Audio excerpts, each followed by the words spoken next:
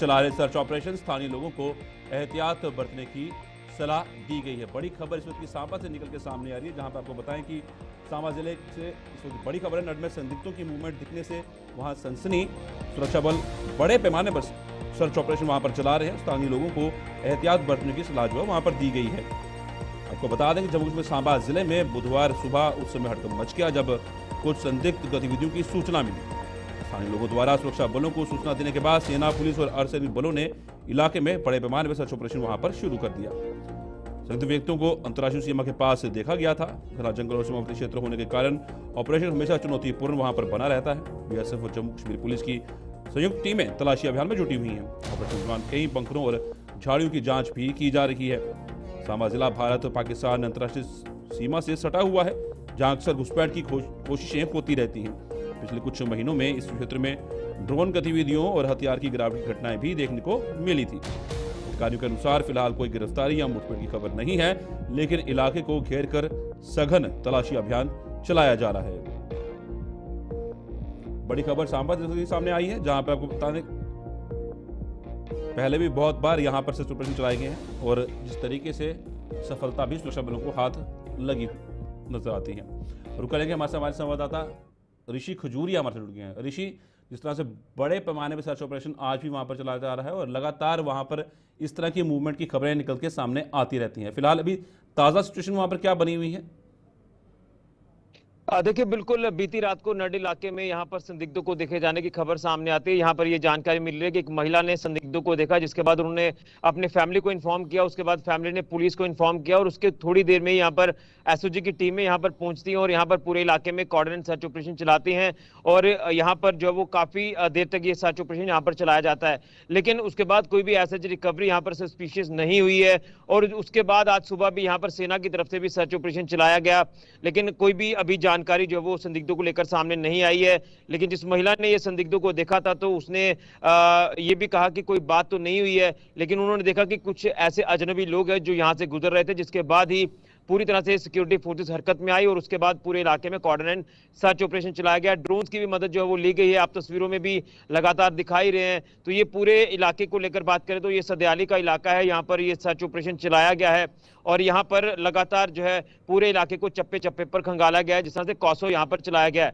लेकिन आपको बता दें कि बीते कुछ दिनों से लगातार कोई ऐसी अपडेट जो हम लगातार सुन रहे हैं कि फलां इलाके में संदिग्ध देखे जा रहे हैं, फलां इलाके में संदिग्ध देखे जा रहे हैं, लेकिन सिक्योरिटी को लेकर किसी तरह का रिस्क नहीं लिया जाएगा, जिसके चलते सिक्योरिटी फोर्सेज ऑन टोज यहाँ पर जो है वो अपनी कार्रवाई को अंजाम दे रही हैं। और अब वो चाहे अंतर्राष्ट्रीय सीमा का इलाका हो या फिर ग्रामीण इलाके हो, लगातार हर इलाके में चप्पे चप्पे पर गहन तलाशी अभियान जो वो चलाए जा रहे हैं संदिग्धों को देखे जाने के बाद। लेकिन एज सच कोई भी रिकवरी सस्पिशियस हो या संदिग्धों को देखे जाने की अभी लेटेस्ट अपडेट हो तो कोई भी सामने नहीं आ रही है। अब देखना यह है कि इसमें क्या कुछ चीजें निकलकर सामने आती है, जिस तरह से सिक्योरिटी क्या निकल के सामने आता है वो तो समय बताएगा। पर एक चीज समझना चाहूंगा आपसे कि ये जो इलाका है नड का, ये कितना दूर है इंटरनेशनल बॉर्डर से और यहाँ पर क्या अक्सर यही रास्ता अपनाया जाता है क्रॉसिंग के लिए? क्या इसके बारे में कुछ जानकारी? देखिए, कुछ चीजें मैं ऑन स्क्रीन नहीं कहना चाहता हूं, लेकिन मैं पूरी तरह से गोपनीयता को ध्यान में रखकर ही मैं आपको अपडेट करूंगा कि ये जो पहाड़ी इलाका है, टफ टेरेन है। और इससे पहले भी आपको बता दें कि कुछ इस इलाके के साथ लगते ऐसे एरियाज हैं जो कि पुराने इन्फिल्ट्रेशन रूट्स हैं। कहीं ना कहीं पिछले दिनों में वहां से कुछ आर्म्स एंड एम्यूनिशन की रिकवरी भी हुई थी, तो वहां उसके बाद से कहीं ना कहीं लगातार सिक्योरिटी फोर्सेज वहां पर वक्तन वक्तन अपनी कार्रवाइयों को अंजाम देती हैं।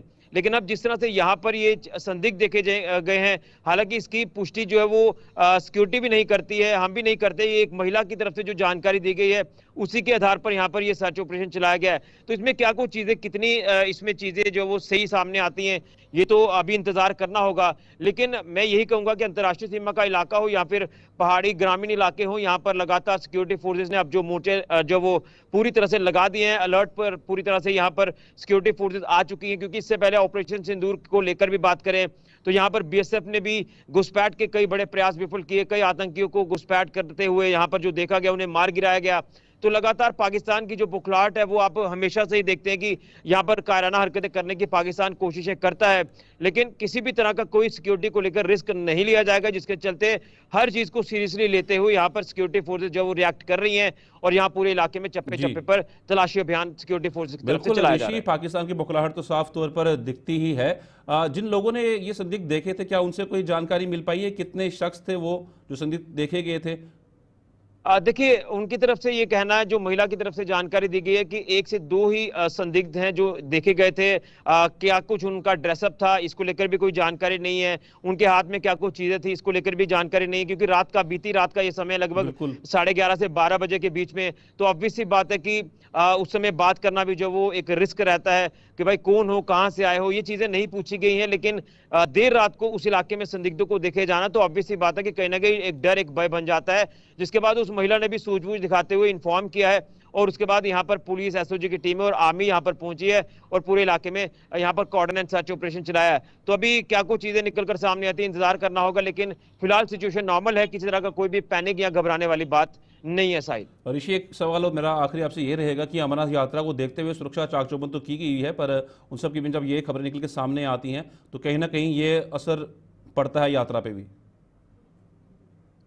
देखिए, बिल्कुल इस तरह की चीजें जब आती हैं तो ऑब्वियसली बात है कि थोड़ा सा जो एक डर है वो जरूर बनता है, लेकिन मैं यही कहना चाहता हूं कि बाबा बर्फानी के जो भक्त हैं वो आराम से यहाँ पर आए, बिना डर बिना भय के यहाँ पर आए, क्योंकि सिक्योरिटी फोर्सेस के जवान हर चप्पे चप्पे पर यहाँ पर तैनात हो चुके हैं और यात्रा सुचारू रूप से चलाई जाएगी। यात्रा के दौरान तमाम यात्रियों को सिक्योरिटी मुहैया कराई जी जाएगी, जिसके चलते लगातार आह्वान भी किया जा रहा है। तो मैं यही कहूंगा कि यात्रा के ऊपर कोई फर्क नहीं पड़ने वाला है। इस तरह की जो गीदड़ भपकियां हैं वो पाकिस्तान ने पहले भी दी है, लेकिन पाकिस्तान को हमेशा से ही मुंह की खानी पड़ी है। तो यात्रा सुचारू रूप से चलेगी और बाबा बर्फानी के भक्त बाबा श्री अमरनाथ जी की यात्रा के लिए आने वाले जो देश के कोने कोने से जी यात्री हैं, भक्त हैं, वो बड़े आराम से यहाँ पर आकर यात्रा करेंगे। ये भोले बाबा जी का धन्यवाद ऋषि, आशीर्वाद। आपका हमें जानकारी साझा करने के लिए। जिस तरीके से बड़े पैमाने पर सर्च ऑपरेशन जो है वो चलाया जा रहा है नड इलाके में, अब देखना ये होगा कि क्या निकल के सब कुछ सामने आता है। बढ़ते हैं आगे, कोई बड़ी खबर से आपको रुक रहे हैं। जम्मू में लगातार बरस रहे गर्मी के शोले, गर्मी के भीषण प्रकोप का असर बिजली पानी पर, बिजली कटौती से पानी की आपूर्ति भी प्रभावित, कारोबार पर भी गर्मी के कहर का सीधा असर देखने को मिल रहा है। बड़ी खबर आपको बता दें, जम्मू में लगातार गर्मी जो है वो बढ़ती हुई नजर आ रही है। गर्मी के भीषण प्रकोप का असर बिजली पानी पर भी दिख रहा है और जिसमें बिजली कटौती से पानी की आपूर्ति भी प्रभावित हो रही है।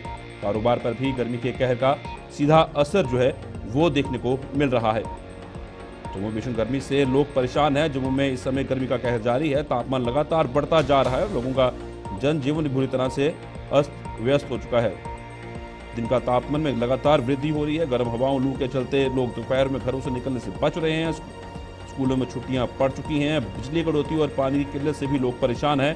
अस्पतालों में भी हीट स्ट्रोक और डिहाइड्रेशन के मरीजों की संख्या बढ़ रही है। आने वाले दिनों में तापमान और बढ़ सकता है, ऐसा अनुमान जो है मौसम विभाग की तरफ से लगाया गया है। मौसम विभाग ने हीट वेव का अलर्ट जारी किया है और लोगों को सावधानी बरतने की सलाह भी दी है। और करेंगे हमारे संवाददाता शिल्पा शर्मा हमारे जुड़ गई है।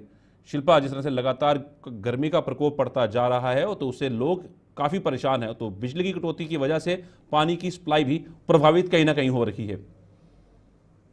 जी बिल्कुल, देखिए इस समय जम्मू संभाग की बात करें तो गर्मी इस समय जो है वो देखने को मिल रही है और भीषण गर्मी इस समय महसूस की जा रही है। देखिए मौसम विभाग के अनुसार बात करें तो येलो अलर्ट को जारी किया गया है और 12 जून तक हीट वेव जो है वो बताई गई है। देखिए एक तरफ जहां पर गर्मी की मार जो है वो पड़ रही है, लेकिन वहीं पर दूसरी तरफ इस गर्मी की वजह से जो है वो कई बिजली कटौती इलाकों में जो है वो बिजली कटौती भी देखने को मिल रही है। देखिए दिन के समय जहां पर काम जो है वो यानी कि कारोबारी अपना काम करते हैं और जब रात के समय वो घर पहुंचते हैं, उनकी नींद चाहते हैं, लेकिन वहां पर बिजली कटौती भी देखने को मिल रही है।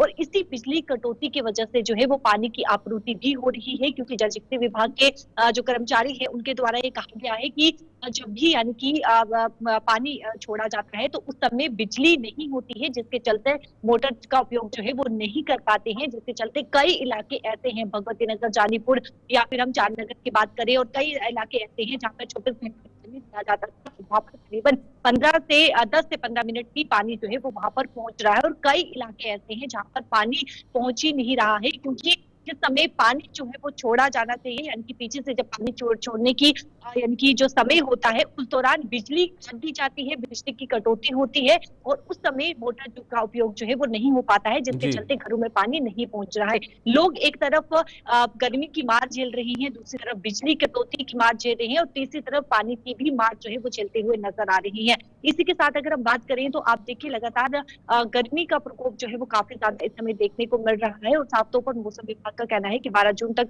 इसी प्रकार से जो है वो मौसम रहेगा और आने वाले समय में यानी कि 12 जून के बाद जो है वो राहत होने की फिलहाल जो है वो संभावना जताई गई है, लेकिन 12 जून तक इसी प्रकार से भीषण गर्मी जो है वो जम्मू संभाग के अलग अलग जगहों पर जो है वो देखने को मिलेगी। देखिए, भीषण गर्मी तो पड़ रही है, इस पे किसी की जोर तो चलता नहीं है, पर इन सबके बीच में म्युनिसिपल कॉर्पोरेशन किस तरह से अपना रोल प्ले कर रही है? क्योंकि हमने पिछले साल भी देखा था, फ्री टैंकर की सुविधा दी जा रही थी, पानी के टैंकर जो है वो लोगों के घर तक पहुंचाए जा रहे थे। उसके साथ साथ रोडों के बीच में भी जैसे पानी की बौछारें की जा रही थी, तो वो भी एक कदम उठाए गए थे म्युनिसिपल कॉर्पोरेशन की तरफ से। इस बार कुछ इस तरह की बातें? देखिए पिछले साल की अगर पिछले वर्ष की बात करें तो पिछले वर्ष जहाँ पे जम्मू म्युनिसिपल कॉर्पोरेशन के द्वारा एक बड़ा कदम उठाया गया था और कई जो जिस प्रकार से बारिश की गई थी यानी कि आर्टिफिशियल वाटर जो है वो बरसाए गए थे, लेकिन इस प्रकार इस समय जो है वो इस समय कुछ भी ऐसा प्रकार से देखने को नहीं मिल रहा है। हालांकि अगर हम बात करें, देखिए अलग अलग स्टेप जो पिछले वर्ष उठाए गए थे कॉर्पोरेशन म्युनिसिपल कॉर्पोरेशन के द्वारा, वो फिलहाल इस समय ग्राउंड पर जो है वो देखने को नहीं मिल रहे हैं और इस समय काफी ज्यादा गर्मी जो है वो महसूस की जा रही है, जिससे लोग अलग अलग तरीके अपना रहे हैं। हालांकि देखिए स्कूलों में छुट्टियां भी पड़ रही है और कई लोग जो है वो घूमने के लिए भी जा रहे हैं। मार्केट की अगर मैं बात करूं तो अब भीषण गर्मी के चलते वहां पर कारोबारियों का जो काम है वो पूरी तरीके से ठप हो चुका है। कई इलाके ऐसे हैं जहां पर बिजली की कटौती होती ही नहीं थी, लेकिन अब वहां पर बिजली की कटौती भी हो रही है और इसी के थ्रू अगर हम बात करें तो ये विभाग का कहना है, विभाग के कर्मचारियों का कहना है कि बिजली की कटौती करना जरूरी है। अगर बिजली की कटौती नहीं की जाती है तो ट्रांसफार्मर पर जो है वो लोड पड़ता है, ट्रांसफार्मर जल सकते हैं और जो बिजली के ढांचे हैं उनको नुकसान पहुंच सकता है। तो इसीलिए बिजली की कटौती करना बेहद ही अनिवार्य हो चुका है और जिस प्रकार से मैंने कहा कि कई इलाके ऐसे हैं जो कि पोश इलाके हैं, वहां पर कभी बिजली की कटौती होती ही नहीं थी, लेकिन इस वर्ष इस माह में वहां पर भी बिजली की कटौती जो है वो देखने को मिल रही है। धन्यवाद शिल्पा, पूरी जानकारी साझा करने के लिए। जिस तरीके से 12 जून तक कोई राहत मिलने के आसार जो है वो साफ तौर पर नजर नहीं आ रहे हैं, क्योंकि हीट वेव का अलर्ट वो पहले से ही जारी कर रखा था। बढ़ते हैं आगे। तपती गर्मी के इस मौसम में हर उम्र वर्ग के लोगों के पसीने छूट रहे हैं। डॉक्टरों ने बच्चों के अभिभावकों से इस मौसम में अपने लाडलों का खास ख्याल रखने की हिदायत दी है। जम्मू के SMGS अस्पताल में तैनात बाल रोग विशेषज्ञ डॉक्टर संजीव डिगरा ने अभिभावकों को ऐसे कई सुझाव दिए हैं जिनसे बच्चों को हीट स्ट्रोक से बचाया जा सकता है। क्या कुछ कहना है उनका, आइए आपको बताते हैं।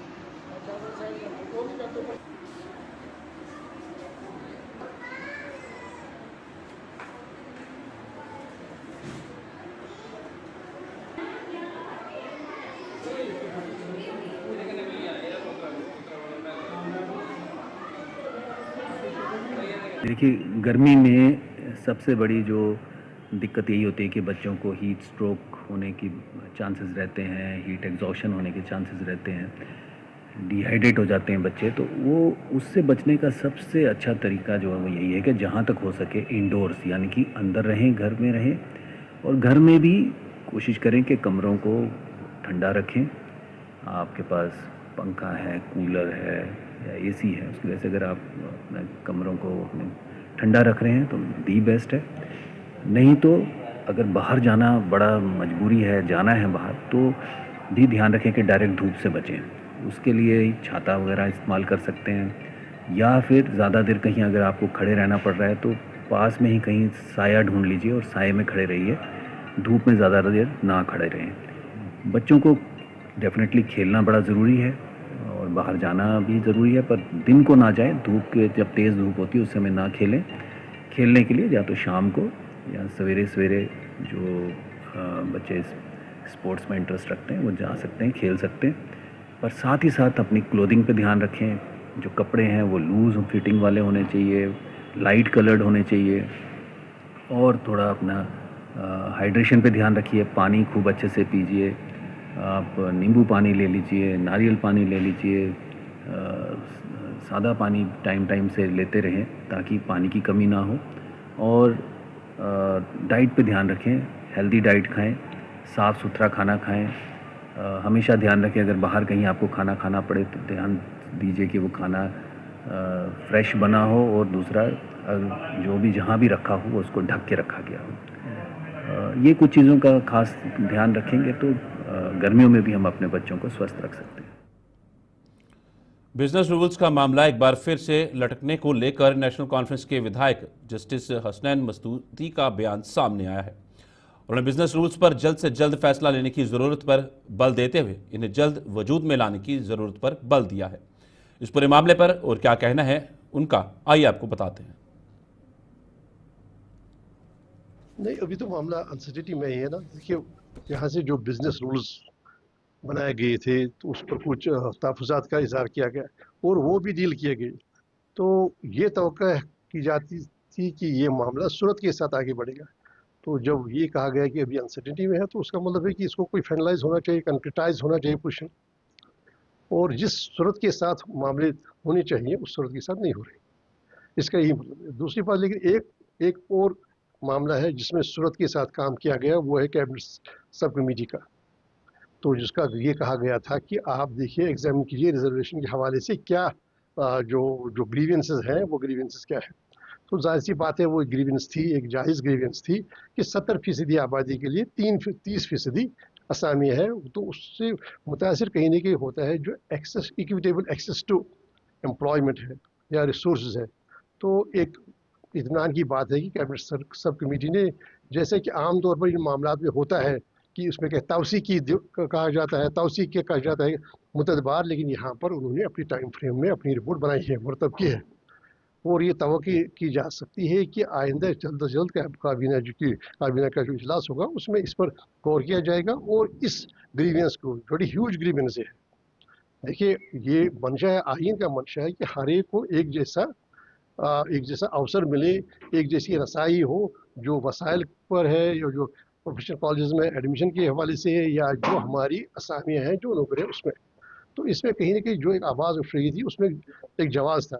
तो अब ये सही बात, अब ये अल्हम्दुलिल्लाह अब ये हुआ कि उन्होंने अपने जो रिपोर्ट है वो रिपोर्ट दिया हुआ है और तवक्को होनी चाहिए कि ये एड्रेस की जाएगी एग्रीमेंट्स। कैबिनेट सब कमेटी ने अपनी जो सिफारिशात हैं वो काबीना को पेश की, तो और सरकार ने पहले कॉग्निजेंस ली इसकी। तो द वेरी फैक्ट कि सरकार ने मामले की कॉग्निजेंस ली और इस कैबिनेट सब कमेटी के सुपुर्द ये मामला किया गया, तो से हमें ये इंदिया मिलता है कि कितनी संजीदगी है सरकार की। और ये संजीदगी यहाँ भी जाहिर होती है कि अपने टाइम फ्रेम में, मैंने जैसे आपसे गुजारिश की, आमतौर पर जो कमेटियाँ बनती है ये बार बार अपने एक चाहती है कि तौसी हो रिपोर्ट, लेकिन यहाँ पर कोई तौसी का मुतालबा नहीं किया गया। फ़ौरन ही रिपोर्ट बनाई गई और फ़ौरन ही पेश की गई और अब काबीना पर है। काबीना की मीटिंग होगी तो काबीना की मीटिंग में इस पर गौर खोज होगा, क्या सिफारिशात हैं, उन्होंने किस तरह उन्होंने इदराक किया है मामले का और क्या उन्होंने क्या अपनी सिफारिशात की हैं। तो ये तवक्को की जानी चाहिए कि हर एक जो भी एग्रीड है, जो भी रिजर्वेशन पॉलिसी से, तो उसके बारे में जिसके भी खदशात हैं वो सारे खदशात दूर किए जाएँ। और जो ओपन मेरिट कैटेगरी है जिसकी आबादी 70% है लेकिन असामियाँ 30% तक ही उनकी रसाई है, तो उनके साथ भी इंसाफ होगा, हर एक के साथ। गुलिस्तान पर खबरों का सिलसिला यूं चलता रहेगा। फिलहाल जम्मू कश्मीर खास